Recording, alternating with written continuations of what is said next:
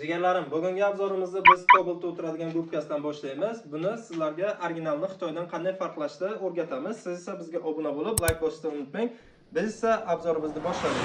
Xo'sh, jigarlar, ushbu ekrandagi gubkalar Cobalt'da o'tiradigan gubkasi bo'ladi. Bittasi zavodniki, bittasi sexniki. Men buni sizlarga farqini hozir yana ko'rsatib o'taman. Ko'rishingiz mumkin. Zavodniki mana bu yog'i ancha balandroq. Sexniki esa sal pastroq bo'ladi.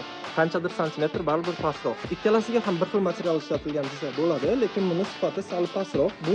Buni xarid qilsalaringiz, bu tezroq o'sha iznashение bo'lib tushib qoladi, ya'ni o'tirib qoladi. Bu esa sizga ancha xizmat beradi.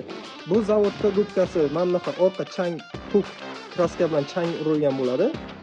Sexnikida esa hech qanaqa narsa bo'lmaydi. Ikkalasi ham O'zbekistonda ishlab chiqariladi. Faqat buni farqi, bu juda ham yumshoq bo'lgani sababli bu sizlarga ancha kamroq xizmat qilib beradi. Bunisi esa o'zinikidek, shu originaldek mягкий, ko'p xizmat qilib beradi. Agar video foydali bo'lgan bo'lsa, bitta like va podpiska bosish esda chiqmasin.